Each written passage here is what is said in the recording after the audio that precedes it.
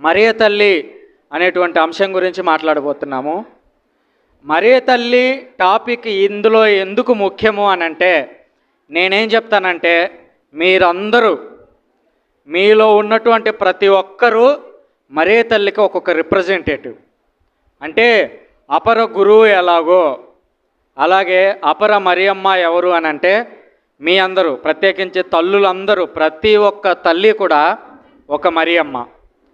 అందువల్ల నాకు తెలిసి ముందు 2 టాపిక్స్ కంటే కూడా, అంటే ఫస్ట్ మనం మాట్లాడినటువంటి ఏంటి, ఫస్ట్ టాపిక్ ఏం మాట్లాడని చెప్పండి. మొదటి టాపిక్ దివ్యబలి పూజ, రెండవది దైవ పిలుపులు. ఆ 2 చర్చికి సంబంధించినవి. ఇప్పుడు మరియ తల్లి టాపిక్ ఇది మీ జీవితానికి మా జీవితానికి సంబంధించినటువంటి విషయం. అంటే ఇప్పుడు మాట్లాడిన 3 టాపిక్స్లోకెల్లా దేనికి ఎక్కువ వెయిట్ ఉంది అని అడిగితే, నేను కళ్ళు మూసుకొని చెప్తా, మరియ తల్లి టాపిక్ అని చెప్తా. మరియ తల్లి గురించి అని కాదు, మీరు ప్రతి ఒక్కరూ ఒక్కొక్క మరియ తల్లి. మీరు యేసుక్రీస్తుని కానీ ఉండొచ్చు, యూదాని కానీ ఉండొచ్చు, చెప్పలేం మనం.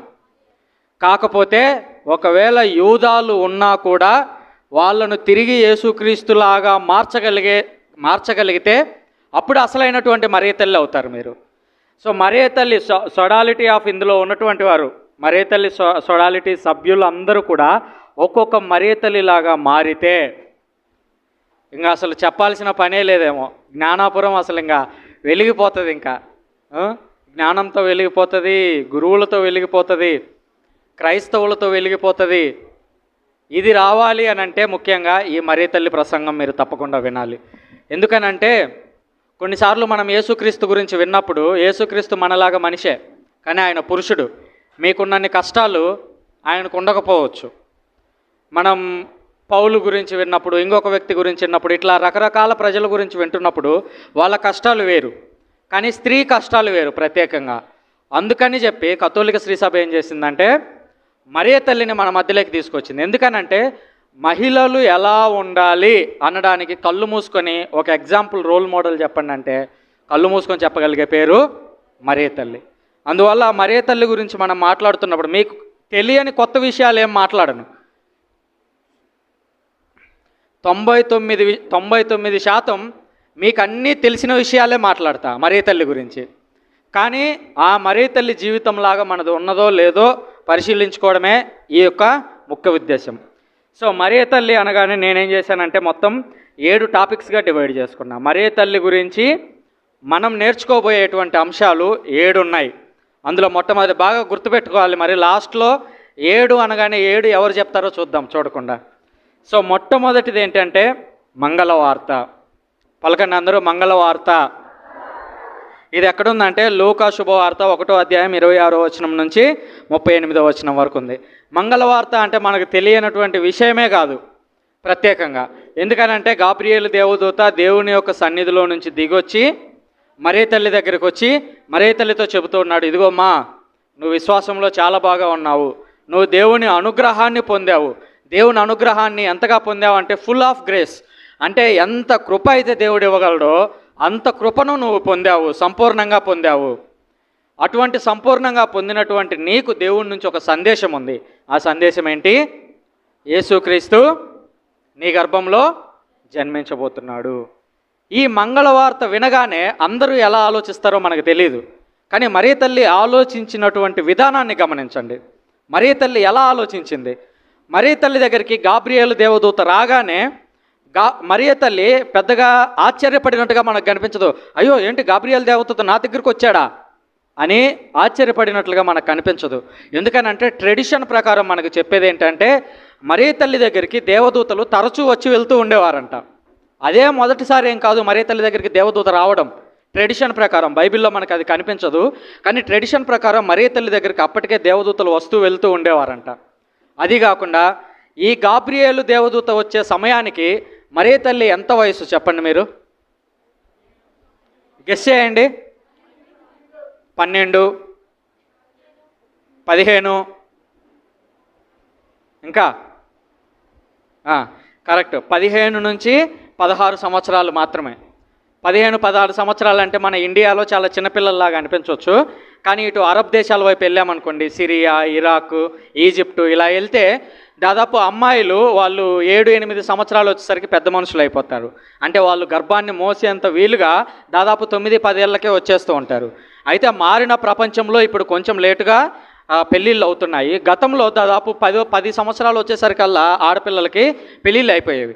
ఇప్పటికీ కూడా ఆఫ్రికా దేశాలకు మనం వెళ్ళినట్లయితే 12 ఏళ్ళు 13 ఏళ్ళు వచ్చేసరికి మనకి ఇక్కడ 25 ఏళ్ళు 30 ఏళ్ళు ఉన్న మహిళలు ఎలా ఉంటారో ఆఫ్రికాలో 13 ఏళ్ళు 14 ఏళ్ళ పిల్లలు ఇప్పుడు అలా కనిపిస్తారు. అంటే వాళ్ళ శరీరం అనేది చాలా స్పీడ్గా గ్రో అవుతూ ఉంటుంది. సో అలాగే మరియ తల్లికి కూడా 14, 15, 16 ఆ 3 ఏళ్ల గ్యాప్లో ఉండగానే గాబ్రియేలు దేవదూత మరియ తల్లి దగ్గరకు వచ్చాడు. ఇప్పుడు బాగా ఆలోచించండి, గాబ్రియేలు అనే దేవుని సన్నిధిలో ఉండేటువంటి దేవదూత మరియ తల్లి దగ్గరకు వచ్చాడు. అవునా కదా? మీ అందరిది జ్ఞానాపురం. జ్ఞానాపురం అంటే దాదాపు 100-200 ఏళ్ళ చరిత్ర కలిగినటువంటి గ్రామం. సో మనకి 200 సంవత్సరాల చరిత్ర ఉంది కాబట్టి మనం గర్వపడమా? సొడాలిటీలో మేము సభ్యులము అని గర్వపడమా కదా? మరియ తల్లి దగ్గరికి స్ట్రైట్గా దేవదూతే వచ్చాడు. కానీ ఆమెలో ఎప్పుడన్నా గర్వం చూసామా?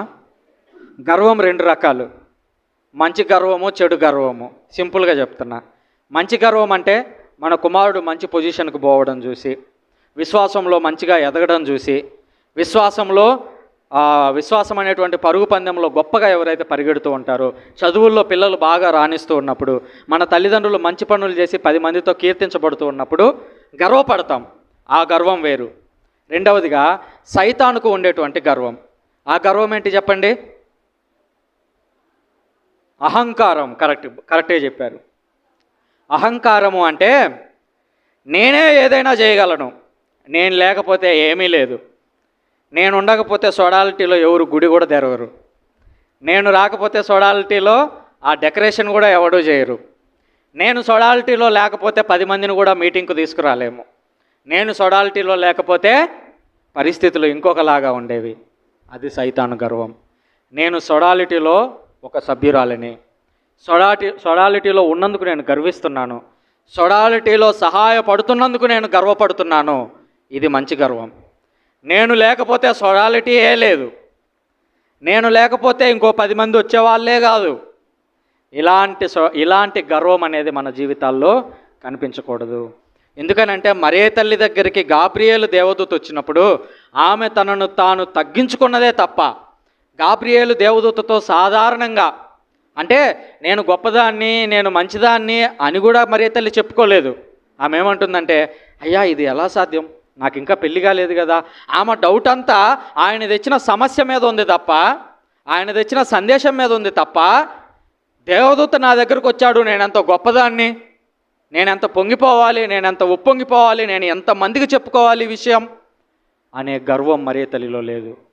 ఒకవేళ ఇలాంటి గర్వం మనలో ఉంటే, నేను లేకపోతే ఇది జరగదు, నేను లేకపోతే సొడాలిటీ లేదు, నేను లేకపోతే సొడాలిటీలో సహాయం చేసేవాళ్ళు లేరు, ఉండొచ్చు. ఒకవేళ నువ్వు నిజంగానే అంత గొప్ప వ్యక్తివి అయి ఉండొచ్చు.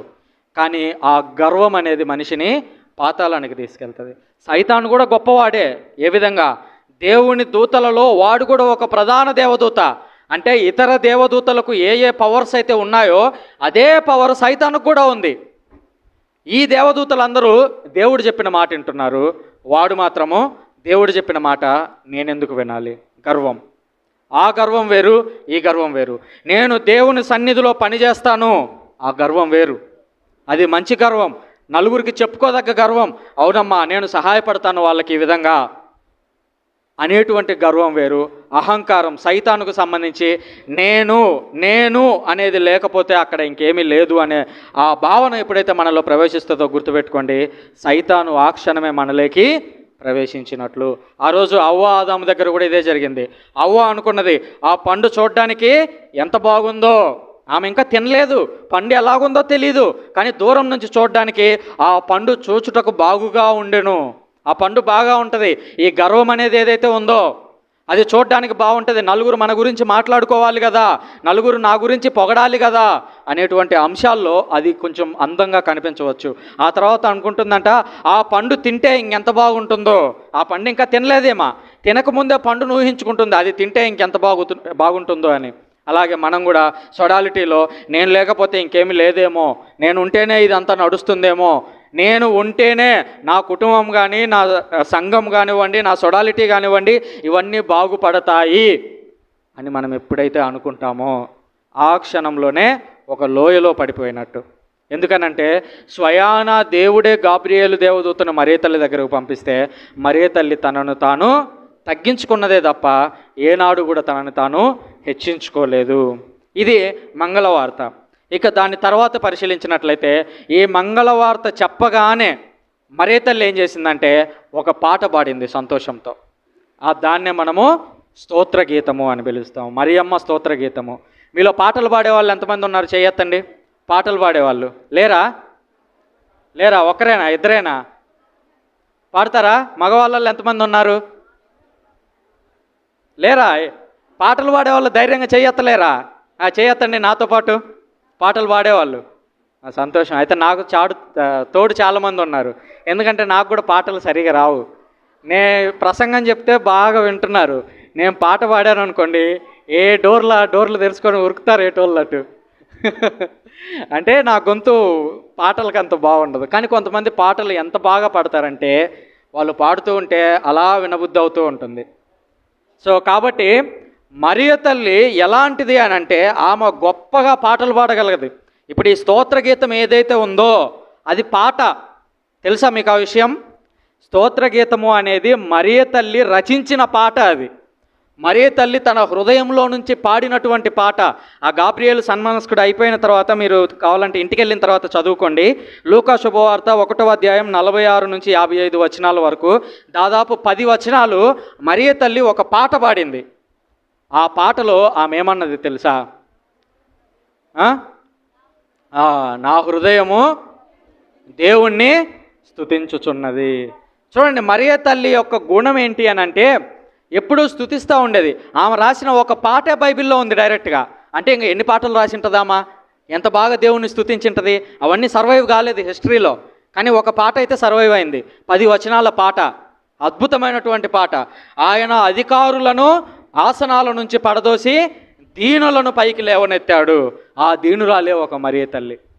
ఆమె గురించి ఆమె చెప్పుకుంటుంది ఒక మాట, నేను దీనురాలిని, దేవుడు తన యొక్క దాసురాలి దీనావస్థను కటాక్షించను. నేను ఒక దీనురాలిని, దేవుడే నా దీనావస్థను కటాక్షించాడు. అంటే ఆమె విశ్వాసం గమనించండి. ఆమె స్తుతి ఒక పక్క దేవుణ్ణి పాడుతూ ఉంది, అట్ ది సేమ్ టైం ఆమెలో ఉన్నటువంటి గుణాలను బహిర్గతం చేస్తూ ఉంది. నేను ఒక దాసురాలని. అదే గాబ్రియేలు దేవదూతకు కూడా అదే మాట చెప్తుంది, నేను దేవుని దాసురాలను, నువ్వు చెప్పినట్టు నాకు జరుగునుగాక. కష్టాలు రాని, నష్టాలు రాని, ఇబ్బందులు రాని, ఇరుకులు రాని, ఇంట్లో వాళ్ళు త్యజించినవి, చుట్టుపక్కల ఉన్నటువంటి సమాజం అంతా నన్ను ఇబ్బంది పెట్టనివ్వు. ఎందుకనంటే పెళ్లి కాకుండా గర్భం వస్తే రాళ్లతో కొట్టి చంపే ఆచారం ఉండేది ఆ రోజుల్లో. ఈవెన్ పునీత స్టిఫెన్ గారిని కూడా రాళ్లతో కొట్టి చంపేశారు. ఒక ఉదాహరణ, వ్యభిచారంలో పట్టుబడినటువంటి ఒక స్త్రీని రాళ్లతో కొట్టి చంపాలని ప్రయత్నించారు, యేసుక్రీస్తు కాపాడారు. మరియ తల్లి గురించి ఈమెకు పెళ్లి కాకుండానే గర్భం వచ్చింది అని చెబితే మరియ తల్లిని కూడా అలాగే ఈమె ఒక వ్యభిచారి అని సమాజంలోకి లాక్కొని పోయి రాళ్లతో కొట్టి చంపేసి ఉండేవాళ్ళు మరియ తల్లిని.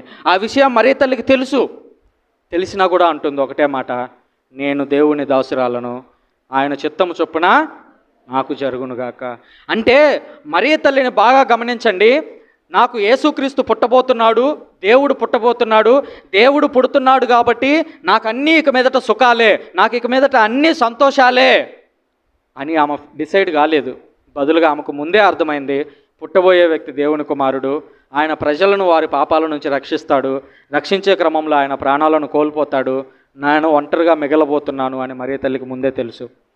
అందుకనే ఆమె తన ప్రాణాలను త్యజించడానికైనా సిద్ధపడింది తప్ప, అయ్యో నాకెందుకు వచ్చిందిలే, పెళ్లి కాకుండా గర్భం వస్తే నాకు మళ్ళీ తలనొప్పి, నన్ను రాళ్లతో కొట్టి చంపేస్తారు అని ఆమె మరియ తల్లి ఏ రోజు కూడా అలాగా ఫీల్ కాలేదు. ఒకసారి దీన్ని మళ్ళీ చూద్దాము. లూకా శుభవార్త 46:55.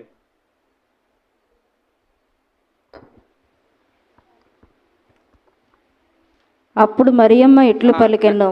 నేను చదువుతానమ్మా. అంటే నేను కొన్ని సెలెక్టివ్ వచనాలే మాట్లాడతాను, మొత్తం చదవాలంటే లేట్ అవుతుంది కదా, అందుకని అనమాట. సో అప్పుడు మరియమ్మ ఇట్లు పలికెను, నా హృదయము ప్రభువును స్తుతించుచున్నది. చూడండి, మరియమాతను అనుసరించేటువంటి వ్యక్తులు ఎలాగుండాలి అని అంటే, మరియ తల్లిలాగా స్తుతించే హృదయం కలిగి ఉండాలి. నాకు పాటలు పాడటం రాదు కదా అని పాటలు పాడకుండా ఉండను. ఒకటి, మనసులో పాడుకుంటాను. రెండు, ప్రజలందరూ కలిసి పాడుతున్నప్పుడు వాళ్ళతో కలిసి పాడుతాను. అంతే తప్ప నాకు రాదు కదా అని నేను ఎప్పుడూ సైలెంట్గా ఉండను. దివ్యబలి పూజ అనే దివ్యబలి పూజలో నోరు తెరిచి పాడకుండా ఇక్కడికొచ్చి నోరు తెరిచి దివ్యసప్రసాదం అడిగారు అనుకోండి, కరెక్ట్ కాదు అది. ఎందుకనంటే దివ్యబలి పూజ అనేది గురువు చేసుకునేది కాదు. నువ్వు నేను పార్టిసిపేట్ చేయాలి దాంట్లో. గురువు ఎంత మాట్లాడతారో ప్రతి మాటకి మనం బదులు చెప్పాలి. దివ్యబలి పూజ అనేది ఒక్కరు చేసుకునేది కాదు.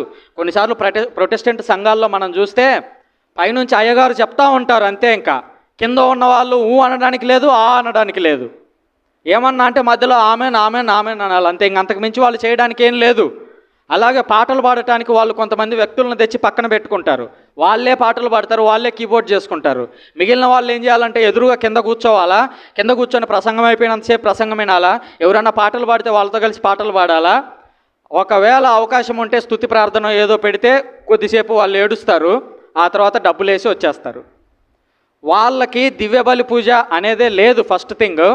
రెండవదిగా ఆ ప్రార్థనలో కూడా వాళ్ళు సంపూర్ణంగా పాల్గొనలేరు. కానీ మన దివ్యబలి పూజ అలా కాదు. గురువు ఇక్కడ పితాపుత్ర అంటున్నాడంటేనే మనం ఉండాలి ఎదురుగా. మా దేవుని యొక్క ఆత్మ మీతో ఉండునుగాక అని అంటే మాతోనే కాదు స్వామి నీతో కూడా ఉండాలా అని చెప్పి తిరిగి చెప్పడానికి మనం ఎదురుగా ఉండాలా.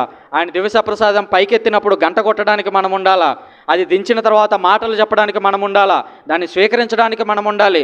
ప్రతి దాంట్లో కూడా పార్టిసిపేషన్ అనేది ఉండాలి. అందుకే మీకు పాటలు వచ్చినా రాకపోయినా దివ్యబలి పూజలో మీరు నోరు తెరవకపోతే ఆ నోట్లో ఎవరున్నట్టు?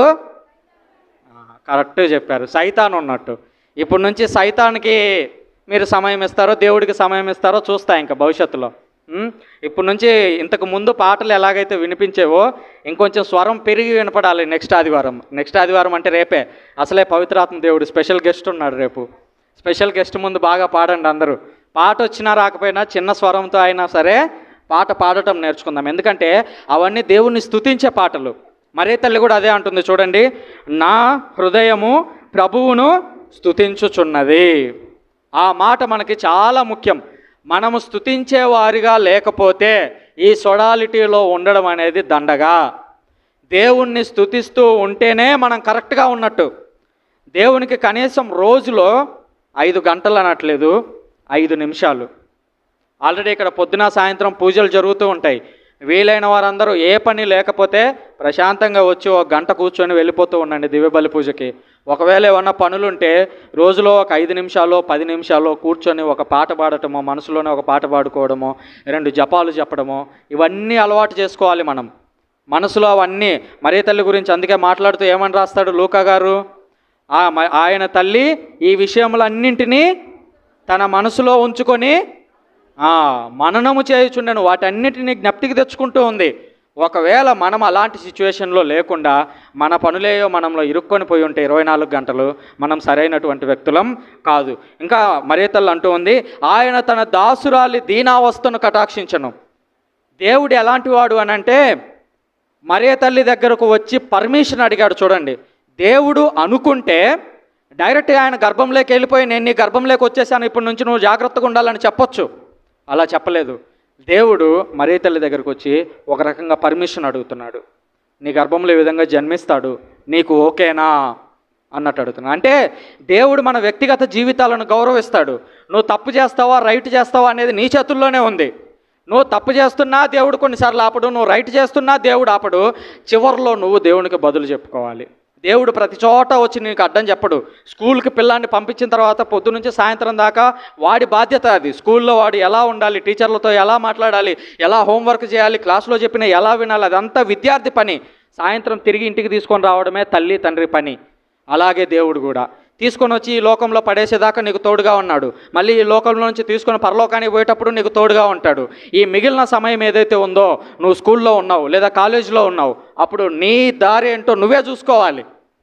ఆ దారిలో ఒక ఎగ్జాంపుల్ మరే తల్లి. ఆమెలాగా స్తుతించాలి, ఆమెలాగా దీనావస్థను కలిగి ఉండాలి. అనగా ఎంతైతే మనకి ఉందో అందులో బతకడం నేర్చుకోవాలి. గొప్ప గొప్ప ఆశలకు పోకూడదు. నెలకు వచ్చేదేమో 15,000 20,000 వస్తాయి, కానీ మనమేమో ఏసీలు కొనాలా, కూలర్లు కొనాలా, ఇంత పెద్ద టీవీలు కొనాలా, ఇలాంటివి పెట్టుకొని ఉంటాం లక్ష్యాలు. కరెక్ట్ కాదు అది. మీకు ఎంతైతే ఇన్కమ్ ఉందో ఆ ఇన్కమ్కి తక్కువలోనే మీరు అన్నీ చూసుకునే ఉండాలి తప్ప వాటిని మించి వెళ్ళే కొద్దీ ఎవరినో చూసి వాళ్ళకి అవన్నీ ఉన్నాయి కదా మాకు కూడా ఇది కావాలి అని అట్లా ఎప్పుడు భావించవద్దు. దేవుని యొక్క దారి అనేది అది కాదు. దేవుడు ఇచ్చినప్పుడు ఉదారంగా ఎంత ఇస్తాడో అంతలో నుంచి మీరు వాడుకోండి, అంతతో మీరు సంతృప్తిగా ఉండండి. అంతే తప్ప ఎవరినో చూసి వాళ్ళని అనుకరిద్దాము, వాళ్ళ ఇంట్లో పెద్ద టీవీ ఉంది, వాళ్ళ ఇంట్లో మాకంటే పెద్ద సోఫా ఉంది, అవి కాదు లక్ష్యాలు పెట్టుకోవాల్సింది.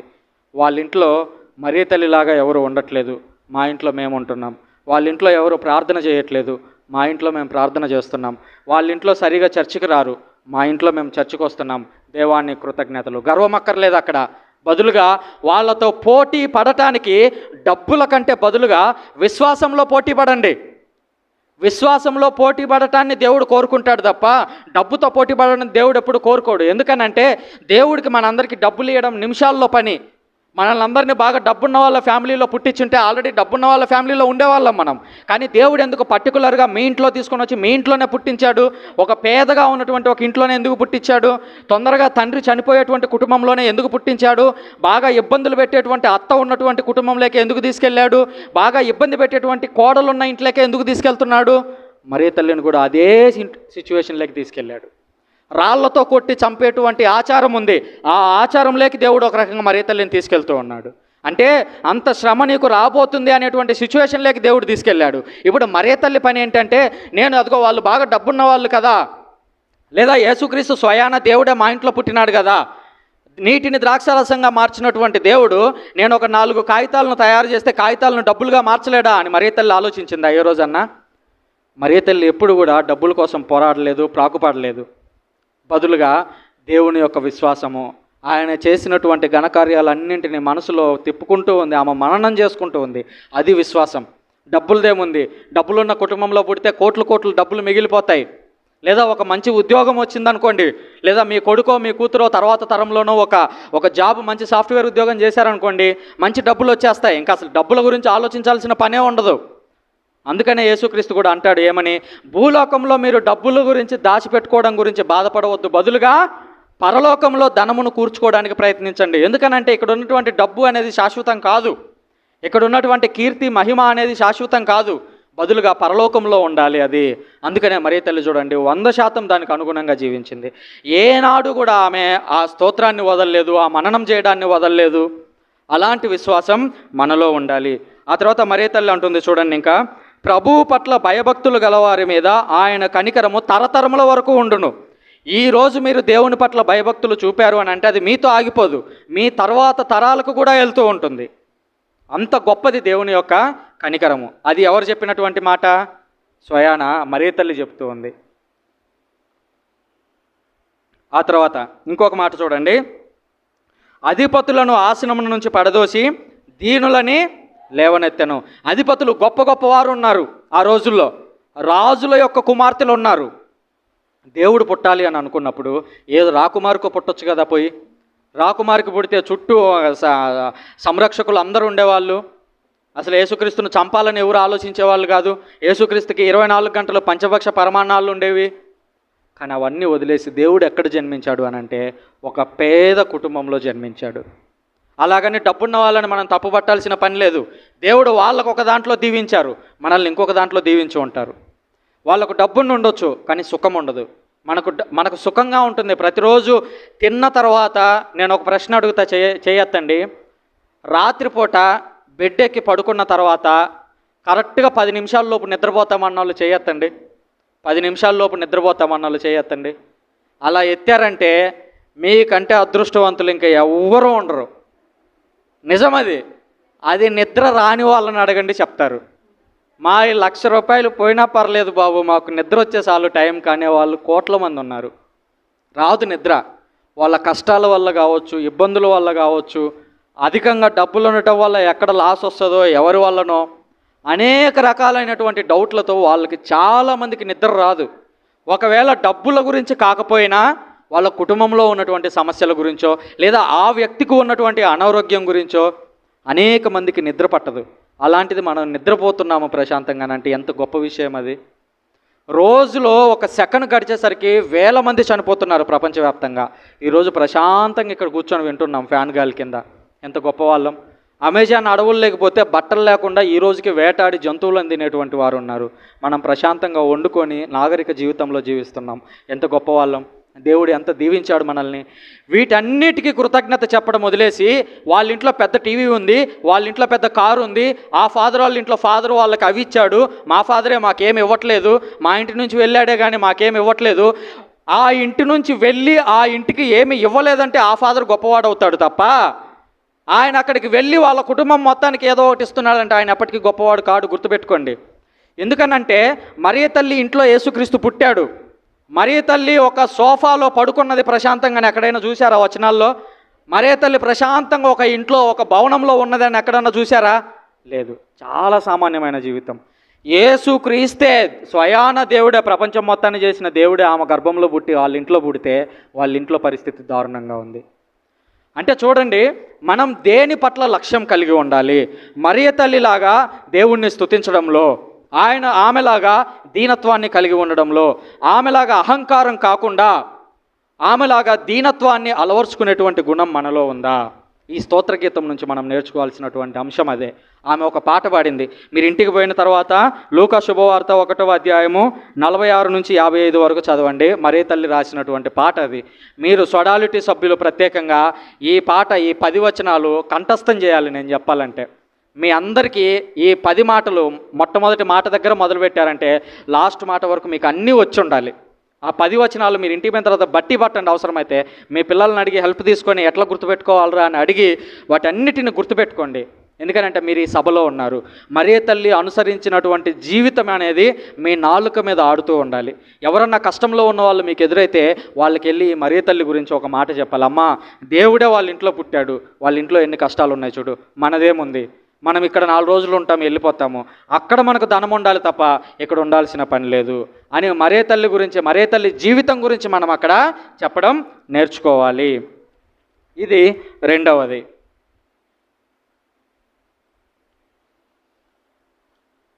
ఇక మూడవదిగా ఎలిజబెత్ అమ్మ దగ్గరకు మరియ తల్లి వెళ్తూ ఉంది. బాగా గమనించండి, మరియ తల్లి దేవదూత దగ్గర నుంచి సందేశాన్ని పొందిన తర్వాత దేవదూత, ఇదిగో మరియమ్మ, ఎలిజబెత్ అమ్మకు గర్భం వచ్చింది, నువ్వు అక్కడికి వెళ్ళి ఒక 3 నెలలు ఉండి సహాయం చేయి అని చెప్పిందా? చెప్పాడా దేవదూత? జస్ట్ ఆమెకి ఇప్పుడు 6వ నెల అని చెప్పారంతే. మరియ తల్లి పరిగెత్తుకుంటూ వెళ్ళిపోయింది. అక్కడ ఉంది ప్రశాంతంగా. అక్కడికి సహాయం చేయడానికి పరిగెత్తింది. ఈరోజు మీరు నేనున్నాం, సొడాలిటీలో సభ్యులం, దేవుని స్త్రీ సభలో సభ్యులం. ఒక వ్యక్తి ఇబ్బందుల్లో ఉన్నాడు, ఆర్థికంగా మనం సహాయం చేయలేకపోవచ్చు, కానీ దగ్గరుండి మాట చెప్పలేమా? ఒక ఊరట మాట పలకలేమా? ఒక కోడలో లేకపోతే ఒక అమ్మాయో ఒక తల్లో ఒక తండ్రో ఇంట్లో బాధపడుతూ ఉన్నారు, వాళ్ళ పక్కన వెళ్ళి కూర్చొని నీకేం ఇబ్బంది లేదులే, మేము ఉన్నాం కదా అనేటువంటి ఒక్క మాట. నువ్వు వెళ్ళి సేవలు చేయాల్సినటువంటి అవసరం ఏం లేదు మరియ తల్లిలాగా, కానీ కనీసం ఒక మాట పలకలేమా? ఎందుకనంటే కష్టాల్లో బాధల్లో ఉన్నవారికి మీరు చేసేటువంటి సహాయం కంటే కూడా మీరు అందించేటువంటి ధైర్యం ఇంపార్టెంట్. ఇంట్లో ఒక వ్యక్తి చనిపోయి ఉన్నప్పుడు ఎందుకురా బాధపడతావు, నేను లేనా, ఒక పెద్దమ్మగా నేను లేనా, పెద్దత్తగా నేను లేనా, ఒక అన్నగా, తమ్ముడిగా, బాబాయిగా, చిన్నాన్నగా, పెదనాన్నగా నేనున్నా కదరా, నీకెందుకు బాధ? మనమేం వాళ్ళని లక్షలు ఇచ్చి పోషించి పెట్టాల్సిన అవసరం ఏం లేదు. కానీ ఒక మాట, మరియ తల్లికి గాబ్రియేలు దేవదూత వచ్చి నువ్వు వెళ్ళి ఆమెకు సహాయం చేయమ్మా అని చెప్పలేదు. మరియ తల్లిని దేవుడు ఎందుకు ఎంచుకున్నాడంటే మరియ తల్లిలో ఇలాంటి గుణాలు ఉన్నాయి. దేవుడు వచ్చి కలవకముందే ఆమె ప్రార్థనా జీవితంలో ఉంటుంది. ఆమె యొక్క హృదయంలో ఎప్పుడు దేవుణ్ణి ధ్యానిస్తూ ఉంది, ఆమె ఎప్పుడు పాటలు పాడుతూ ఉంది. తన యొక్క దీనావస్థని, అంటే ఆమెకి ఏ జీవితం అయితే ఉందో అదే జీవితంలో ప్రశాంతంగా గడపడానికి ప్రయత్నిస్తూ ఉంది. ఇతరులకు సహాయం చేసేటువంటి గుణం ఉంది. ఇన్ని గుణాలు ఉన్నాయి కాబట్టే మరియమ్మని ఎంచుకున్నాడు దేవుడు. ఆమె దగ్గరకు వచ్చి ఎలిజబెత్ అమ్మ దగ్గరకు వచ్చినప్పుడు చెప్తా ఉన్నాడు అనమాట. మరియ తల్లి ఆ విధంగా చెప్తూ ఉంది. ఏమనంటే, ఇదిగో మరియమ్మ, నీకు షలోం, నీకు శాంతి కలుగునుగాక, అని ఆ శుభవచనం పలకగానే, బాగా అబ్జర్వ్ చేయండి, మరియ తల్లి యొక్క గొప్పదనం ఇక్కడే కనపడుతుంది. జకర్యాతో దేవదూత మాట్లాడేటప్పుడు ఒక మాట చెప్తాడు. ఏమంటాడంటే, ఎలిజబెతమ్మ గర్భంలో ఉన్నటువంటి యోహాను ఆ బిడ్డ గర్భంలో ఉండగానే దేవుని ఆత్మను పొందుతాడు అని చెప్పాడు దేవదూత. ఎవరితో? జకర్యాతో. మరియ తల్లి వెళ్ళే వరకు ఎలిజబెతమ్మలో కానీ గర్భంలో ఉన్న యోహాను గారికి కానీ ఆత్మ లేదు అప్పటి వరకు. ఎప్పుడైతే మరియ తల్లి అక్కడ నిలబడి షాలోం అని పలికింది, ఒకటే మాట గుర్తుపెట్టుకోండి. శుభవచనము అంటే ఏంటో అనుకుంటాం. శుభవచనం అంటే ఏదో కాదు, షాలోం అంటారు వాళ్ళు, అంతే. ఒకరినొకరు చూసుకున్నప్పుడు మనం ప్రైజ్ ద లార్డ్ అన్నట్టుగా వాళ్ళు షాలోం అనుకుంటారు, అంతే. మరియ తల్లి షాలోం అనే ఒక్క మాట పలకగానే ఎలిజబెతమ్మ, ఆమె గర్భంలో ఉన్నటువంటి శిశువు ఇద్దరూ పవిత్రాత్మతో నింపబడి వాళ్ళు కూడా ఒక ఆనందాన్ని వ్యక్తం చేస్తూ ఉన్నారు. ఆమె కూడా మీరు చదివితే తర్వాత ఎలిజబెతమ్మ కూడా కొన్ని మాటలు పలుకుతుంది అక్కడ. అవి తర్వాత చదవండి, ఇంటికి వెళ్ళిన తర్వాత, నా ప్రభు తల్లి నా వద్దకు వచ్చుట నాకు ఎలాగో ప్రాప్తించను అని అంటది. అంటే గమనించండి, మరియ తల్లి యొక్క పవిత్రత ఎంత ఉంది అంటే ఆమె ఒక్క మాట పలికిందంటే పవిత్రాత్మ దేవుడు అక్కడ ఉండబోతున్నారు. మరియ తల్లిని ఎందుకు మనం అంతగా గౌరవిస్తామని అంటే అదే ఎగ్జాంపుల్. ఆమె ఎక్కడైతే ఉంటుందో పవిత్రాత్మ దేవుడు అక్కడ ఉంటారు. ఎందుకనంటే మరియ తల్లిని మాత్రమే, బైబిల్ గ్రంథం మొత్తం మీరు తిప్పి తిప్పి చదవండి, మరియ తల్లి మీద మాత్రమే పవిత్రాత్మ దేవుడు సంపూర్ణంగా ఆవరించారు. ఎంతగా అంటే ఆమె యొక్క గర్భంలో శిశువును పుట్టించేంతగా పవిత్రాత్మ దేవుడు ఆమె మీద పనిచేశారు. అంతగా ఆమె దేవుని యొక్క ఆత్మతో నింపబడినటువంటి స్త్రీ.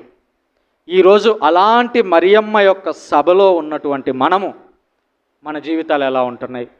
ఎలిజబెత్ అమ్మ లాంటి వాళ్ళు ప్రపంచంలో వందల మంది కనిపిస్తారు. మీలో నేను అడుగుతాను, ఒక ప్రశ్న జవాబు చెప్పండి.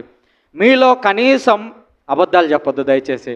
ఆ మగవాళ్ళ ఆడవాళ్ళు ఇద్దరు చెప్పాలి. మీలో కనీసం 20 చీరల కంటే ఎక్కువ ఉన్నటువంటి ఆడవాళ్ళు, 10 చొక్కాల కంటే ఎక్కువ ఉన్నటువంటి మగవాళ్ళు చేతులు ఎత్తండి. 30 చీరలు, 10 చొక్కాలు ఉన్నాయి కదా, సంతోషం, దించండి. మనము కొంతకాలం వాడినటువంటి చీరలే, అవి చినిగిపోకుండా ఉంటే చాలు. వాటిని కాలం అయిపోయిన తర్వాత, లేకపోతే ఇక నేను వాడను అని అనుకున్నప్పుడు తీసుకుపోయి బీరువాలో దూర్చి పెడతాను తప్ప అది వేరే వాళ్ళకు ఎవరికో ఒకరికి, పేదవాళ్ళకి ఇచ్చేద్దాము అనే ఆలోచన మీకు ఎంతమందికి వస్తుంది? ఇస్తారా? వా, సంతోషం, నిజంగా గొప్ప విషయం. మీకు దేవుని యొక్క అనుగ్రహాలు నిండుగా మెండుగా రావాలి. అసలు ఒక సింపుల్ షార్టెస్ట్ వే చెప్పండి, షార్ట్ కట్ అని మీకు తెలియాలి అని అంటే ఒకటే ఒక ఎగ్జాంపుల్ ఏంటంటే, మీ చీరలు, మీ చొక్కాలు, అన్నము ఇవి తీసుకొని వెతుక్కుంటూ వీధుల్లో వెళ్ళండి. అడుక్కునే వాళ్ళు, బీదలు ఎవరో ఒకరు ఎదురుపడతారు, మీకు వాళ్ళకి ఇవ్వండి. అంతకు మించిన షార్టెస్ట్ వే ఇంకేది లేదు. దేవుడు మీ మీద అనుగ్రహాలు కురిపించడానికి ది బెస్ట్ వే, ఇంకా అసలు ఏం చెప్పాలో తెలియట్లేదు నాకు, ది షార్టెస్ట్ వే. అందుకని నేనేం చేస్తానంటే, నేను కొంతకాలం వాడిన తర్వాత, ఉదాహరణకి నేను ఒక చొక్కా కొన్నానంటే ఒక 4 నెలలు, 5 నెలలు, 6 నెలలు వాడతాను. 6 నెలలు దాటిన తర్వాత అది చినిగిపోకుండా ఉంటే బ్యాగులో పెట్టుకొని ఆఫీస్కి వెళ్తూ ఉంటాను ఎప్పుడు. ఎందుకనంటే ఆ ఆఫీస్కి వెళ్ళేటువంటి మార్గంలో ఎవరైనా పేదలు దొరికితే, లేదా కొంతమంది పిచ్చి వాళ్ళు చొక్కాలు కూడా చినిగిపోయింది కూడా గుర్తించలేకుండా తిరుగుతూ ఉంటారు. అలాంటి వాళ్ళు కనిపిస్తే ఆపి, నేను తొడగాల్సిన పని లేదు కనీసం, కానీ దాన్ని తీసి ఆ వ్యక్తికి ఇచ్చి వెళ్ళిపోతూ ఉంటాను. గొప్ప కోసం చెప్పుకోవట్లేదు, మీకు ఒక ఉదాహరణ చెప్తున్నాను. మీరు ఎలా సహాయం చేయొచ్చు అనడానికి ఇంతకు మించిన ఎగ్జాంపుల్ లేదు. బీరువాల్లో కుక్కి పెట్టి, మీరిప్పుడు అత్తలు వాడే ఏ శారీ కూడా కోడళ్ళు కట్టరు. ఎందుకనంటే మీ శారీలు అన్నీ 10 ఏళ్ళ పాతయి, మీ అన్నీ ఓల్డ్ ఫ్యాషన్, అది కొత్త జనరేషన్కి పనికిరాదు. వాస్తవమా కాదా? మీ కోడళ్ళు తీసుకొని కట్టుకుంటారా? కట్టుకోరు. వాటిని తీసుకెళ్ళి పేదలకు ఇవ్వండి. అవసరంలో ఉన్న వాళ్ళకి మీరు ఎంత ఎక్కువ దానం చేస్తే అంత బెస్ట్. మనిషి బతకడానికి నిజంగా చెప్తున్నాను, 7 జతలు ఉంటే చాలేమో. వారానికి ఒక జత వేసుకొని ఆదివారం ఉతుక్కొని మళ్ళీ తిరిగి 7 రోజులు వేసుకున్నా కూడా దిగులేం లేదు. అలా ఉండొద్దు, అలా ఉండాలి అని నేను చెప్పట్లేదు, ఒక ఉదాహరణ చెప్తున్నా. కాబట్టి మీరు దేవుని కృపను వెతుక్కుంటూ వెళ్ళి ఇవ్వడానికి ఈజీ మార్గం ఏంటంటే, మీ దగ్గర పాత పడిపోయిన వాటిని ఇవ్వండి. మీకు కొత్త ఏమి ఇవ్వమనట్లేదు. మీకు నిజంగా ఇవ్వాలి అని ఉంటే కొత్తవి కొనివ్వండి. ఇంకా అంతకు మించినటువంటి కృప ఇంకోటి ఉండదు. కొత్తవి కొనండి. ఒక పండుగ వచ్చినప్పుడు గుడ్ ఫ్రైడే, ఈస్టరు, క్రిస్మస్కి మీ ఫ్యామిలీ అందరు కొంటారు. మీ అందరు ఫ్యామిలీకి కలిపి 5-6 వేలు పెట్టి బట్టలు కొన్నప్పుడు ఒక 500 శారీ కొత్తది కొనలేరు ఎక్స్ట్రా? ఆ కొత్తది మీ పేరే చెప్పుకోండి. మీ భర్తకి ఇది నా కోసమే అని చెప్పి మీరు 1000 రూపాయలది కొంటే ఒక 500ది కొనియండి మీ భర్తతో, ఇంకొకటి ఎక్స్ట్రా మీరు తిట్టించుకోండి అవసరమైతే. ఆ 500ది తీసుకొని పోయి పేదలకు ఇవ్వండి. అంతకు మించిన కృప ఇంకా ఏది ఉండదు. దేవుడు అసలు మీ గురించి పైనుంచి ఎవరైనా ఆయన ఇంత బాగా తయారు చేస్తుంది, అసలు నాలాగుంది, నా పుత్రికలాగుంది అని చెప్పి పరిగెత్తుకుంటూ దేవుడు వస్తాడు మన దగ్గరికి. అంతకు మించిన ఈజీ వే లేదు. కాబట్టి గుర్తుపెట్టుకోండి, మరియ తల్లి అదే ఎప్పుడు తన జీవితంలో చేసింది. ఇక ఎలిజబెత్ అమ్మ దగ్గరకు వచ్చిన తర్వాత ఆమె సాయం చేయడం మొదలుపెట్టింది. ఈరోజు మన చర్చిలో, ఈ చర్చిలో నేను నడుము వంచి పనిచేశాను అన్నవాళ్ళు చేయొద్దండి. ఈ చర్చిలో నేను నడుము వంచి పనిచేశాను. చర్చి ఆవరణలో ఎక్కడైనా కావచ్చు, డెకరేషన్ కావచ్చు, ఓడవడం కావచ్చు, ఇక్కడ పీఠం డెకరేషన్ కావచ్చు, నేను ఒళ్ళొంచి పనిచేశాను అన్నవాళ్ళు చూడండి 10 మంది కూడా లేరు. ఉన్నారా? చేయొద్దండి ఒకసారి అయినా చూద్దాం. ఓ దారుణం నిజంగా. ఈ విషయంలో జ్ఞానాపురం మీద పెద్ద నేరారోపణ చేయాల్సి ఉంది. యేసుక్రీస్తే స్వయాన్ని వచ్చిన అదే మాట అంటాడు. ఈరోజు ఒళ్ళొంచడం నేర్చుకుందాం. మీరు డబ్బులు ఇవ్వాల్సిన పని లేదమ్మా. నిజానికి మీరు ఒక 1000 రూపాయలు దేవునికి కానుకగా ఇవ్వాలి అని అనుకున్నారంటే దానికంటే బదులుగా వచ్చి ఒక రోజంతా ఒళ్ళొంచి ఆ పిచ్చి మొక్కలు బీకడమో, ఆ కాగితాలు ఏరేయడమో, దీన్ని దేవుడు చూస్తాడు. ఎందుకనంటే ఇది దీనావస్థ. నీ దగ్గర డబ్బులు ఉన్నాయి, ఇంట్లో ఏసీలో కూర్చొని 1000 రూపాయలు అకౌంట్కి ఫాదర్కి కొట్టేస్తావు. అక్కడేం లేదు, నీకుంది, నువ్వు ఇచ్చావు. కానీ యేసుక్రీస్తు ఎవరిని బాగా గుర్తించాడంటే కానుకల పెట్టె దగ్గర కూర్చొని ఉన్నప్పుడు దేవాలయంలో అందరూ వచ్చి డబ్బులు వేస్తున్నారు. కొంతమంది అయితే వచ్చి వేలు వేస్తున్నారు. యేసుక్రీస్తు వాళ్ళందరినీ గుర్తించలేదు. కుంటుకుంటూ నడవలేక వస్తున్నటువంటి ఒక స్త్రీ, పేద విధవరాలు, ఆమె వేసినటువంటి ఒక్క కాసులో వాల్యూ చూశాడు. అంటే చూడండి, మన జీవితం అనేది ఎలా ఉండాలని అంటే ఇంట్లో కూర్చొని అకౌంట్ కొట్టేశాను ఫాదర్కి, ఇంకా నాది అయిపోయింది అనేటువంటి భావనలో మనం ఉండకూడదు. మన ఒళ్ళు వంగాలి దేవుని సన్నిధిలో. యేసుక్రీస్తు ఎదుట ప్రతి నాలుక స్తుతించాలి, ప్రతి మోకాలు వంగాలి. మోకాలు గురించే చెప్పాడు. మరి నడుము కూడా వంగాలి. వంగి మనం ఏదో ఒక పని దేవాలయంలో చేయలేకపోతే ఇంకా వృధా. అసలు మీరు నమ్ముతారో లేదో, మా ఊరిలో చిన్నపిల్లలు ఉంటారు. చిన్నపిల్లల్ని వేసుకొని నేను క్రిస్మస్ పండుగ వచ్చినప్పుడు చీపురు పట్టుకొని రాండి అంటే ఎవరు రారు. చిన్నపిల్లలు 9-10 తరగతులు చదివేవారు. నమ్ముతారో లేదో, వాళ్ళు నామోషిగా ఫీల్ అవుతారు వచ్చి ఓడవాలంటే. వచ్చి ఓడవమంటే చర్చి ముందు మేము ఓడవటం ఏంటి అని 8, 9, 10 తరగతుల పిల్లలు, చిన్నపిల్లలు వాళ్ళు అట్లా ఫీల్ అవుతున్నారు.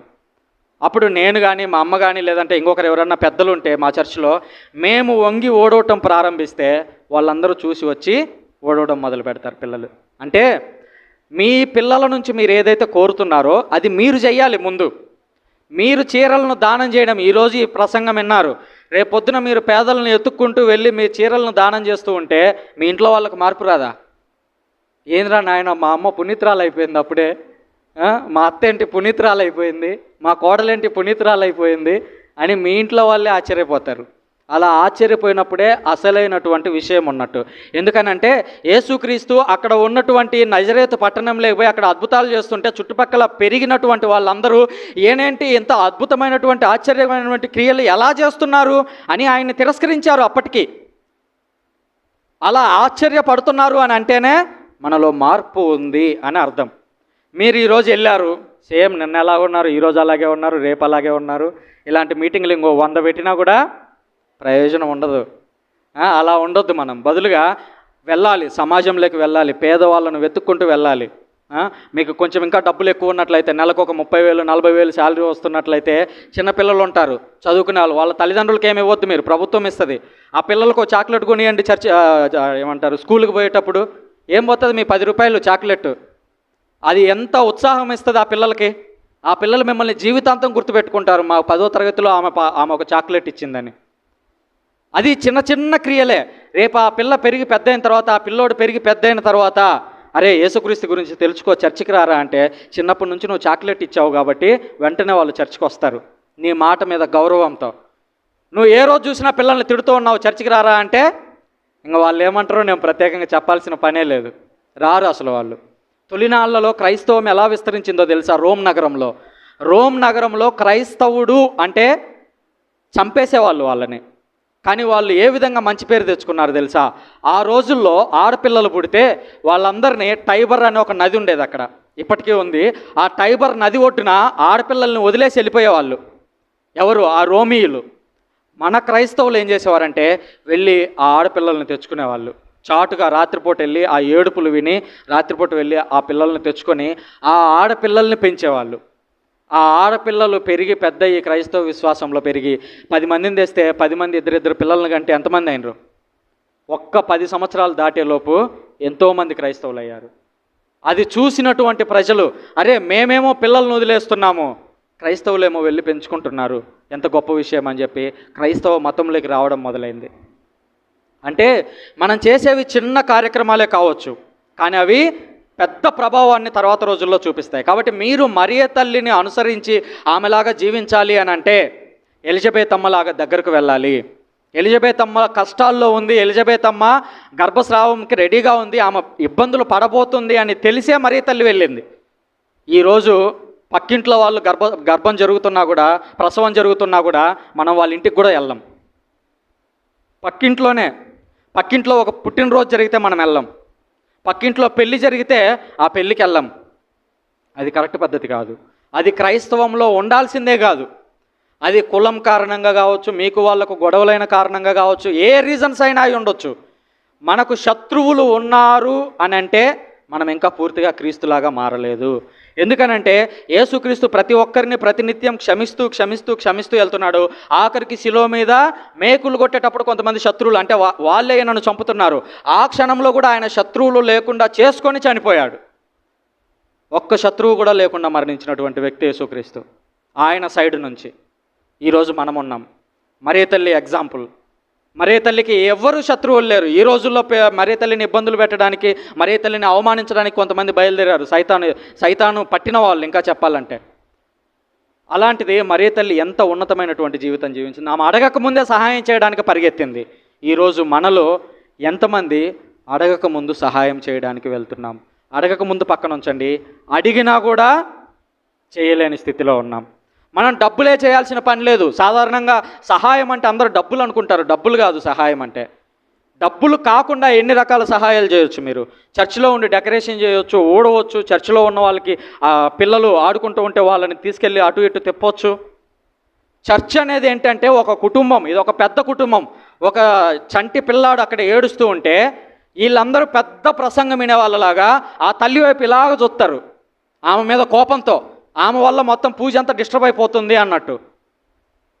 అది దాన్ని మించిన పాపం ఇంకోటి లేదు. బిడ్డలని దేవుని సన్నిధికి తీసుకొని రావడం చాలా గొప్ప విషయం. ఆ బిడ్డ తల్లి ఏడుస్తుంటే నువ్వు నిజమైన విశ్వాసి అయితే వెంటనే లేచి ఆ బిడ్డను ఎత్తుకొని వెళ్ళి బయటికి నువ్వు ప్రసంగం వినమ్మా, నేను వెళ్ళి ఆడిస్తాను కాసేపు పిల్లాన్ని, నువ్వు బయటికి తీసుకొని వెళ్ళి ఆడించి తీసుకొచ్చావా, అప్పుడు నువ్వు విశ్వాసి అవుతావు. ఎందుకనంటే మన పోప్ ఫ్రాన్సిస్ ఒక మాట చెప్తాడు, తండ్రి దేవుని యొక్క స్వరమే చంటి బిడ్డల యొక్క స్వరం రూపంలో వ్యక్తమవుతుందన్న అభిప్రాయం అని ఆయనే అంటాడు స్వయంగా. కాబట్టి గుర్తుపెట్టుకోండి, దివ్యబలి పూజకు పిల్లల్ని తీసుకురావాలి. ఎంత చిన్న పిల్లలైనా వాళ్ళు అల్లరి చేస్తుంటారు, ఆడుకుంటుంటారు. మనమంతా ఒక కుటుంబం. మీ ఇంట్లో ఉన్నప్పుడు మీ నలుగురే మీ కుటుంబం. చర్చిలోకి అడుగు పెట్టినప్పుడు ఇప్పుడు మనందరం ఒక కుటుంబం. ఇక్కడ 100 మంది ఉండనివ్వండి, 1000 మంది ఉండనివ్వండి, 1000 మంది ఒక కుటుంబం. నీ కుటుంబంలో నీ మనవరాలు వెళ్ళి ఏడుస్తూ ఉంటే నువ్వు వెళ్ళి ఎత్తుకొని మరీ ఆడిస్తావు కదా, నీ కూతురు మీద భారం పడకుండా, నీ కొడుకు మీద భారం పడకుండా. మరి చర్చిలో నీ పక్కన ఒక స్త్రీ ఇబ్బంది పడుతుంటే ఆమెను ఎందుకు తీసుకొని వెళ్ళి ఆడించలేవు? ఒక ముసలామ ఇంటి దగ్గర నుంచి చర్చికి రావడానికి ఇబ్బంది పడుతుంటే భుజం పట్టుకొని చర్చి వరకు తీసుకొని వచ్చి మళ్ళీ తిరిగి భుజం పట్టుకొని చర్చికి వెనక్కి వరకు ఎందుకు వెళ్ళలేకపోతున్నాము? అది కరెక్ట్ పద్ధతి కాదు. ఎంతోమంది ముసలి వారికి చర్చికి రావాలని ఉంటుంది, కానీ తీసుకెళ్లే వాళ్ళు ఉండరు, వాళ్ళు నడవలేరు. అలాంటి వాళ్ళకు సహాయం చేయండి, వాళ్ళని దేవాలయంలోకి తీసుకురండి. అంతకు మించినటువంటి సహాయం ఇంకోటి ఉండదు. మరియ తల్లి ఎలిజబెత్ అమ్మకి చేసింది ఎగ్జాక్ట్గా అదే. ఎలిజబెత్ అమ్మ 60 ఏళ్ళలో 70 ఏళ్ళలో ఉన్నాయి ఆమెకు సహాయం చేయడానికి వెళ్ళింది మరియ తల్లి. సో ఆ గుణాన్ని మనము అలవర్చుకోవాలి. ఇక 4వది యేసుక్రీస్తు పుట్టుక. బాగా గమనించండి, యేసుక్రీస్తు పుట్టినప్పుడు యేసుక్రీస్తును ఉంచడానికి కనీసం ఒక పశువుల తొట్టెన్నా దొరికింది. కానీ అప్పుడే ప్రసవించినటువంటి మరియ తల్లికి కనీసం ఒక టేబుల్ అన్నా ఉందా? ఒక చైర్ అన్నా ఉందా? ఏం లేదు. పశువుల పక్కన ఆ పశువులు అక్కడే పాసు పోస్తుంటాయి, అక్కడే పేడేస్తాయి, అక్కడే మరియ తల్లి కూర్చొని ఉంది. అంటే అందరూ మనం వెళ్ళి ఇప్పుడు అలాగ పేడలో కూర్చోవాలని అర్థం కాదు. అంటే ఉన్న సిచ్యువేషన్ ఏదైతే ఉందో దాన్ని మరియ తల్లి 100% యాక్సెప్ట్ చేసింది. నాకు పుట్టిన కుమారుడు దేవుని కుమారుడు కదా, ఎందుకు నాకు ఇలాంటి జన్మనిచ్చావు, ఇలాంటి ప్లేస్లో పుట్టడానికి నాకు ఎందుకు అవకాశం ఇచ్చావు, నన్ను ఏదో మంచి కుటుంబంలో జన్మించనియొచ్చు కదా, లేదా యేసుక్రీస్తు పుట్టే టైంకి ఏ సత్రమో ఒకటి ఇవ్వచ్చు కదా, లేదా ఏదో ఒక రాజ్యంలోకి ఒక రాజు దగ్గరకు నన్ను పంపించి అక్కడ ప్రసవించేలాగా చేయొచ్చు కదా అని దేవునితో కొట్లాడొచ్చు. మరియ తల్లి కొట్లాడలేదు.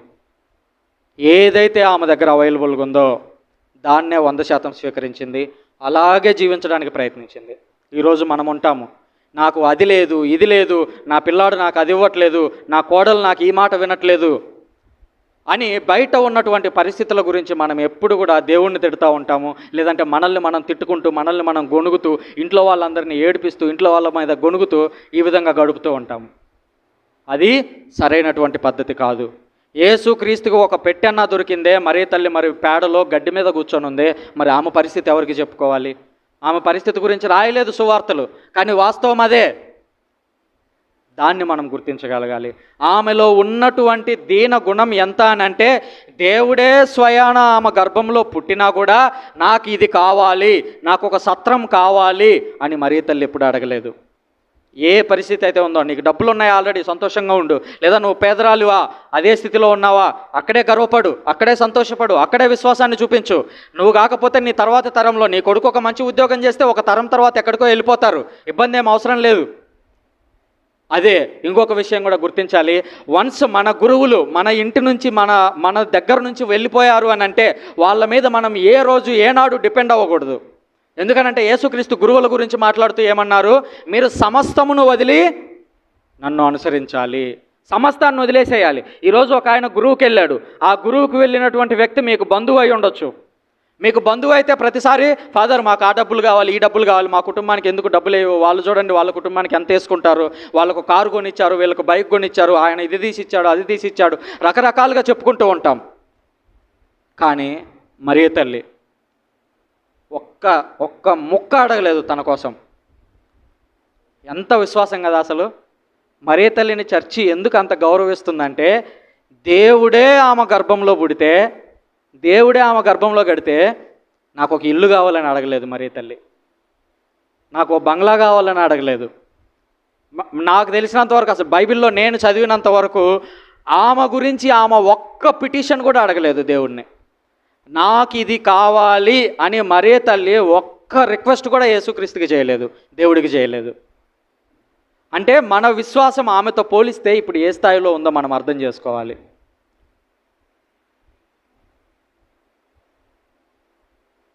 వెళ్ళిపోయింది, ఓకేనా?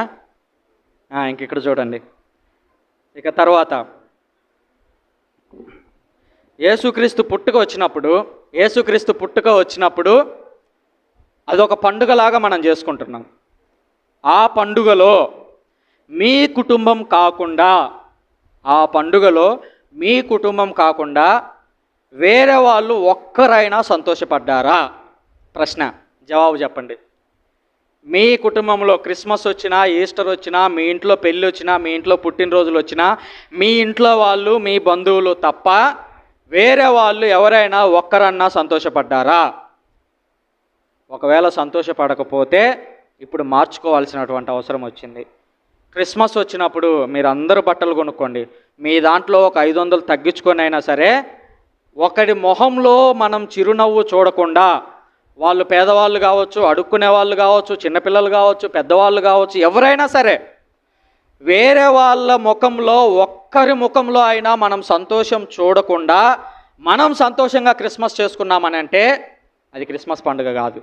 మీ కుటుంబానికి అది క్రిస్మస్ పండుగ ఏమో, దేవుడికి పండుగ కాదు అది. దేవుడికి పండగ ఎప్పుడు అని అంటే మత్తయి సువార్త 25వ అధ్యాయము చివరి వచనాలు చదివితే, ఈ చిన్నవారిలో మీరు ఏ ఒక్కరికి సహాయం చేసినా అది నాకు చేసినట్లే. అక్కడ ఏమేం చెప్పాడు? బట్టలు లేని వారికి బట్టలు ఇవ్వండి, ఆకలితో ఉన్న వారికి అన్నం పెట్టండి, దాహంతో ఉన్న వాళ్ళకి నీళ్ళు ఇవ్వండి, జైల్లో ఉన్న వాళ్ళను పరామర్శించండి. ఇలాంటివి. రోడ్డు మీద వైజాగ్ అనేది మహానగరం, పాపం డబ్బులు లేక అడుక్కునే వాళ్ళు ఎంతోమంది ఉంటారు, వృద్ధులు ఉంటారు, వాళ్ళ దగ్గరికి వెళ్ళండి. వాళ్ళకి ఇదిగో మా క్రిస్మస్ పండుగ సందర్భంగా మేము పండుగ చేసుకుంటున్నాము, నీకోసం ఒక చీర కొన్నాను అని వాళ్ళ పేరు తెలుసుకొని ఆ పేరు పెట్టి పిలిచి ఆ చీర ఇవ్వండి. క్రిస్మస్ అసలు పండుగ అప్పుడే. అది లేకుండా నెక్స్ట్ నుంచి మీ క్రిస్మస్లు జరిగిన 100 కాదు 1000 క్రిస్మస్లు చేసుకున్నా కూడా అవన్నీ దండగా అనే విషయాన్ని గుర్తుంచుకుందాం. ఇంకొకటి, మనం ఏదన్నా ప్రోగ్రాం చేసినప్పుడు మన దృష్టి అంతా ఎక్కడ ఉంటుందంటే ఫోటోలు దిగడం మీద ఉంటుంది. దివ్యబలి పూజలో కానీ బయట ప్రోగ్రామ్స్లో కానీ ఎక్కడ చూసినా కూడా ఫోటోలు దిగాలి, ఫోటోలు దిగాలి, ఫోటోలు దిగాలి. దివ్యబలి పూజ అయిపోయిన తర్వాత మీకు నచ్చినంతసేపు ఫోటోలు తీసుకోండి, ఎవరు అడుగుతారు? ఒక ప్రోగ్రాం అనేది ప్రారంభించిన తర్వాత అది అయిపోయిన తర్వాత మీకు నచ్చినన్ని ఫోటోలు తీసుకోండి, ఎవరు కాదంటారు? కానీ ఒకవైపు దివ్యబలి పూజ జరుగుతూ ఉండగా ఆయన గురువు ఈ విధంగా అప్పాన్ని పైకెత్తితే వాళ్ళు కింద నుంచి ఫోటోలు తీస్తుంటారు.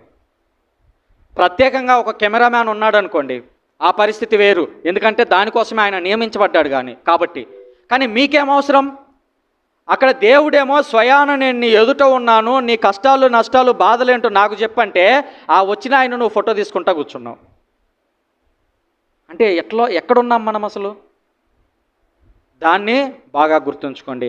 దివ్యబలి పూజ జరుగుతున్నప్పుడు కానీ ఏదన్నా ప్రోగ్రాం జరుగుతున్నప్పుడు కానీ ఫోటోల జోలికి వెళ్ళవద్దు, అసలు ఫోన్ జోలికే వెళ్ళొద్దు. ఫోన్ స్విచ్ ఆఫ్ చేయండి, లేదా సైలెంట్లో పెట్టి బ్యాగులో పెట్టుకోండి, బ్యాగుకు జిప్ వేయండి. మళ్ళీ లైటింగ్ రాగానే వెలిగి చూస్తాం, ఏంటబ్బా ఏందో వెలిగిందే అని. అలా ఎప్పుడు కూడా చేయొద్దు అనే విషయాన్ని గుర్తుంచుకోండి. ఇంకొక విషయం ఏంటంటే, బాలయేసు పుట్టుక సందర్భంగా కొంతమంది జ్ఞానులు వచ్చి సహాయం అందించారు. మరియ తల్లి అక్కడే ఉంది, జ్ఞానులు వచ్చి సహాయం అందించారు. ఎవరో వచ్చి సహాయం అందిస్తే మరియ తల్లి వాటిని తీసుకొని ఆ తర్వాత వాళ్ళు ఈజిప్ట్కి వెళ్ళిపోయారు. తెలుసా ఆ విషయం? హేరోదు రాజు చంపాలనుకున్నప్పుడు వాళ్ళు ఈజిప్ట్కి వెళ్ళారు. మరియ తల్లికి అప్పటి వరకు డబ్బులు లేవు. ఆ జ్ఞానులు వచ్చి, దేవుని ప్రణాళిక ఎంత గొప్పది చూడండి, ఆ జ్ఞానులు వచ్చి కొంచెం బంగారం ఇచ్చారు. మరియ తల్లి ఆ బంగారం అమ్ముకొని అప్పుడు ఆ డబ్బులతో వెళ్ళి ఈజిప్ట్ దేశంలో జీవించింది. అంటే మనకు ఏది అవసరమో ఆ టైంకి దేవుడు అది అందిస్తాడు. కాబట్టి మీరు వర్రీ అవ్వాల్సిన పనేం లేదు. కొన్ని రకాల పరిస్థితులు ఏంటంటే, క్రైస్తవుల్లో లేదా కథోలికుల్లో సంబంధాలు దొరకటం లేదు అని చెప్పేసి మనము మన కులం గోడ దాటలేక ఎవరో జంతు బలులు ఇచ్చుకునేవాళ్ళు లేదా మన విశ్వాసంతో సంబంధం లేనటువంటి వ్యక్తులకి మనం పిల్లనివ్వడానికి వెళ్తాం, లేదా అక్కడి నుంచి పిల్లల్ని తెచ్చుకోవడానికి ట్రై చేస్తాం. ఓకే, అక్కడ నుంచి తెచ్చుకుంటే సంతోషం, వీళ్ళు క్రైస్తవ జీవితంలోకి వస్తారు, ఓ రకంగా జీవం ఇచ్చిన వాళ్ళం అవుతాం. కానీ మీరేం చేస్తున్నారు? మీ పిల్లల్ని తీసుకువెళ్ళి అసలు మీరు అనుసరిస్తున్నటువంటి విశ్వాసం ఏమిటి, ఆ విశ్వాసానికి మీరు సమాధి కడుతున్నారు. ఒకరికి వేరే బయట వ్యక్తులకి ఇచ్చి పెళ్లి చేయడం ద్వారా సమాధి కడుతున్నారు వాళ్ళ యొక్క విశ్వాసానికి. రేపు వాళ్ళు నరకానికి వెళ్తే ఎవరు కారణం దానికి? వాళ్ళ పిల్లలు, వాళ్ళ జాతి మొత్తం ఇంకా ఎంతమంది వస్తారో భవిష్యత్తులో వాళ్ళందరూ ఏ విశ్వాసంలో ఉంటారో ఎవరికి తెలియదు. దీనికి అంతటి కారణం ఏంటో తెలుసా? కులం. నా కులాన్ని నేను దాటలేకపోతున్నాను. యేసుక్రీస్తు రోజుల్లో వాళ్ళ దగ్గర కూడా కులం అని కాదు కానీ జాతుల యొక్క సంబంధాలు ఉన్నాయి వాళ్ళ మధ్య. మా జాతిలోనే పెళ్లి చేసుకోవాలి, యూదుల్లోనే చేసుకోవాలి, సమరీయుల్లోనే చేసుకోవాలి, ఇలాంటి ఆచారాలు ఆ రోజుల్లో ఉన్నాయి. కానీ యేసుక్రీస్తు చక్కగా వెళ్ళి సమరయ స్త్రీతోనే మాట్లాడాడు. వాళ్ళు ఆ రోజుల్లో మాట్లాడుకునే వాళ్ళు కూడా కాదు ఇద్దరు, కనీసం ఇక్కడ కులాలు మాట్లాడుకుంటారు, అక్కడ కులాలు కూడా మాట్లాడుకోరు. యేసుక్రీస్తు డైరెక్ట్గా సమరయ స్త్రీ దగ్గరికి వెళ్ళి ఆమెతో మాట్లాడాడు, కూర్చొని వాళ్ళ ఊరికి వెళ్ళి వారి ఇంటికి వెళ్ళి వారి ఇంట్లో ఉండి తిరిగి వచ్చాడు 2 రోజుల పాటు. మనం ఒకవేళ ఈరోజు ఈ క్షణంలో కులం అనే చట్రంలో ఇరుక్కుపోయి ఉన్నట్టయితే మనం బయటికి రావాల్సినటువంటి సమయం ఆసన్నమైంది. క్రైస్తవుడు అయి ఉండాలి, కథోలికుడు అయి ఉండాలి, అంతకు మించినటువంటి కులాలు మనకు అవసరం లేదు.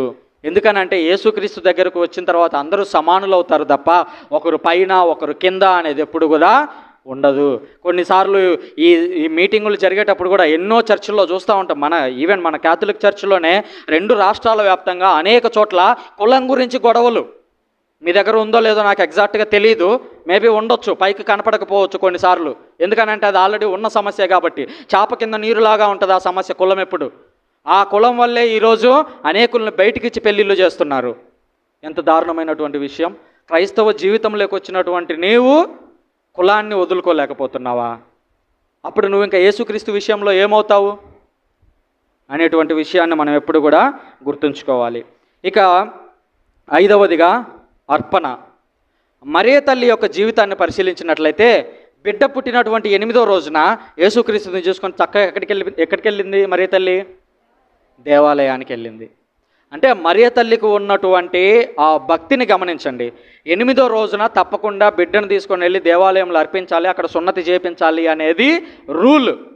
మరియ తల్లి దాన్ని 100% పాటించింది. ఈరోజు ఆదివారం రోజున నా పిల్లలందరినీ, ఎంతమంది పిల్లలు ఉన్నారు, ఇంక్లూడింగ్ మీ కోడలు, మీ అల్లుడు, మీ మనవాళ్ళు కూడా మీ పిల్లలే, మా పిల్లలని అందరినీ తీసుకొని నేను చర్చికి వస్తున్నాను అన్నవాళ్ళు చేయొద్దండి. అందరినీ, ఇంట్లో వాళ్ళందరినీ. మీ వాళ్ళే చూస్తుంటారు, రేపు నేను పోయినాక మీ వాళ్ళే మిమ్మల్ని అడుగుతారు, జాగ్రత్తగా వినండి. చూడండి, మరియ తల్లి తన బిడ్డను తీసుకొని, తన భర్తను తీసుకొని చక్కగా దేవాలయంలోకి వెళ్ళి నిలబడి ఆ ప్రోగ్రామ్స్ అన్నీ చేయించింది. ఈరోజు మనం దేవాలయంలో ఉంటున్నాం, మరియ తల్లి యొక్క సొడాలిటీ సంఘంలో ఉంటున్నాము. ఈ సభలో ఉంటున్నటువంటి మనం రావడం తప్ప మన పిల్లలనే తీసుకొని రాలేనటువంటి పరిస్థితిలో ఉంటే ఇంకా ఏం లాభం?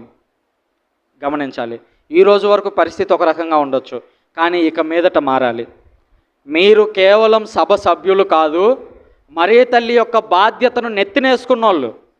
మిమ్మల్ని ఏదో సభలో ఏదో ఆ పదవుల కోసం మిమ్మల్ని రమ్మనలేదు.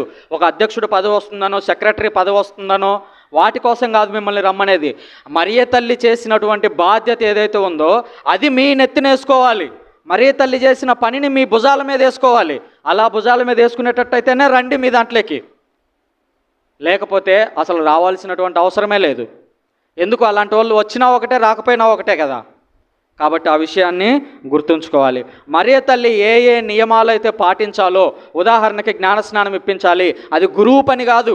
దేవాలయంలో నుంచి యాజకుడు, అమ్మా మరియ తల్లి నీకు బిడ్డ పుట్టాడు కదా, నువ్వు తీసుకొని రా అని యాజకుడు చెప్పలేదు, మరియ తల్లే తీసుకొని వెళ్ళింది. అలాగే మనం కూడా మన బిడ్డలకి జ్ఞానస్నానం కావచ్చు, తర్వాత భద్రమైన అభ్యంగనం కావచ్చు, దివ్య సప్రసాదం కావచ్చు, ఫాదర్ ముందుండి పుష్ చేయటం కాదు. తల్లిదండ్రులుగా మీరు నేను ముందుండి, ఇదిగో బాబు పో, నెక్స్ట్ ఈ కార్యక్రమం ఉంటుంది, నెక్స్ట్ ఇది ఉంటుంది, ఇది చేయాల్సిందే అని మరియ తల్లిలాగా మనం చేయాలి. అప్పుడే మరియ తల్లి జీవితాన్ని మనము పుణికిపుచ్చుకున్న వాళ్ళం అవుతాము. ఇప్పుడు అన్నిటికంటే ముఖ్యమైనది 6వది, కానాపల్లె పెండ్లి విందు. యోహాను సువార్త 2వ అధ్యాయం 1 నుంచి 11 వచనాల వరకు ఇది ఉంటుంది. బాగా దీంట్లో గమనించాలి. కానాపల్లె పెండ్లి విందులో మరియ తల్లి సంపూర్ణంగా కనిపిస్తుంది. ఏ విధంగా అంటే, మరియ తల్లి ఆ విందుకు వెళ్ళి అక్కడ ఏం లోటు ఉందో చూసి ఆ లోటును వేలెత్తి చూపించడానికి లేదు మరియ తల్లి. మనం ఏం చేస్తాం తెలుసా? ఒకరి పెళ్ళికి వెళ్ళినప్పుడు పెళ్ళిలో ఉప్పు తక్కువైతే సరిగానే చేయలేదు వాళ్ళు, చికెను బిర్యానీ కుదరలేదు, ఆ మాంసం తయారు చేశారు, ఆ మాంసం అసలు రుచిగానే లేదు. తల్లిదండ్రులు, ఆడపిల్లల తల్లిదండ్రులు ప్రత్యేకించి, వాళ్ళు కొన్ని సంవత్సరాల పాటు సంపాదించిన డబ్బును కూడబెట్టుకొని ఒక్కసారిగా కూతురు కోసం దారపోస్తుంటారు. అలాంటి సమయంలో నువ్వు దీవించాల్సింది పోయి ఉప్పు తక్కువైంది, కారం ఎక్కువైంది, అవసరం అవన్నీ ఆడ తినకపోతే చచ్చిపోతామా? అవునా కదా? కాబట్టి మీరు ఏదన్నా పెళ్ళిళ్ళకు వెళ్తే ఏదన్నా ఎక్కువ తక్కువ అయితే వాళ్ళకి సజెషన్ ఇవ్వడం కోసం, నెక్స్ట్ టైము ఇలా కాకుండా చూసుకోండి అని చెప్పడం కోసం సజెషన్ ఇవ్వండి తప్ప పక్కకి వెళ్ళిపోయి వేరే పెళ్లి భోజనాలకు వెళ్ళి అక్కడ లాస్ట్కి వచ్చేసరికి భోజనం లేదు, లాస్ట్కి వచ్చేసరికి ఉండదు. ఎందుకు ఉంటుంది లాస్ట్ దాకా? నువ్వు పోవడమే లాస్ట్, పోతే ఉండదు కదా ఫుడ్. కాబట్టి అలాంటివి మనము చేయకూడదు. మరి మీలో డిసైడ్ అయ్యారా? నా కొడుక్కి కట్నం తీసుకొని డిసైడ్ అయ్యారా ఎవరన్నా? అబ్బో, ఇది పెద్ద సమస్య, ఎందుకు వచ్చిందిలే. ఓకే, కానీ గుర్తుంచుకోండి, మనం ఈరోజు ఒక అడుగు వేయకపోతే, చూడండి 200 సంవత్సరాల క్రితం అనేక కులాలు ఉన్నటువంటి ఈ దేశంలో క్రైస్తవ మతంలోకి మారితే మా వాళ్ళందరూ నన్ను ఎలా చూస్తారో అనేటువంటి భయాన్ని జయించి మన పూర్వీకులు, మన జయబ్బ కావచ్చు, మన జేజాళ్ళు ఆ నిర్ణయం తీసుకొని దీంట్లోకి వచ్చారు. వాళ్ళు ఒక బోల్డ్ స్టెప్ వేశారు, ఒక గట్టి డెసిషన్ తీసుకున్నారు. అలాగే ఈ తరంలో అది మన చేతుల్లో ఉంది. ఒక్క తరంలో అది కట్నం తీసుకోవడం అనేది మానేస్తే ఆ తర్వాత తరానికి అది అలవాటైపోతుంది. కట్నం అనేది ఏమి ఉండదు. ఇంకా ఎంత అయింది, పెళ్ళి మొత్తం అయిపోయింది, ఓకే ఎంత ఖర్చు అయింది, 10 లక్షలు అయిందా, ఓకే 5 లక్షలు మీకు 5 లక్షలు మాకు, అయిపోయింది అంతే. ఇంకా అమ్మాయికి భారం ఉండదు, అబ్బాయికి భారం ఉండదు. అబ్బాయి కింద మీద పడి వాడు రెక్కలు ముక్కలు చేసుకొని సంపాదించుకోవాలి అంతే. ఆ విధంగా ముందుకు రావాలి. కానాపల్లె పెండ్లి విందులో అదే జరుగుతుంది. జోజప్ప గారు మరియ తల్లిని చేసుకున్నప్పుడు కట్నం తీసుకోలేదు, జకర్యా గారు చేసుకున్నప్పుడు కట్నం తీసుకోలేదు. మరి ఇది ఎందుకు వచ్చింది? ఇది ఒక హిందూ ఆచారం. మరి క్రైస్తవులమైనటువంటి మనము మళ్ళీ ఎందుకు వెళ్ళి హిందూ ఆచారంలో పడుతున్నాము? కొన్నిసార్లు అనేక రకాల ఆచారాలు పాటిస్తూ ఉంటాము. ఉదాహరణకి మంచి రోజులు చెడ్డ రోజులు ఎంతమంది చూస్తారు? చేయొద్దండి. వద్దులే, అవమానించినట్టు ఉంటుంది, బాగుండదు. మంచి రోజులు చెడ్డ రోజులు దాన్ని చూడటం కంటే పాపం ఇంకోటి ఉండదు. ఎందుకనంటే దేవుడు అన్ని రోజుల్ని సమానంగా తయారు చేస్తే నువ్వు నేనేం చేస్తున్నామంటే ఒకరోజు మంచిది ఒకరోజు మంచిది కాదు అని చెప్పి దేవుని సృష్టిలోనే లోపం ఉంది అని దేవుడికి చెప్తున్నాం.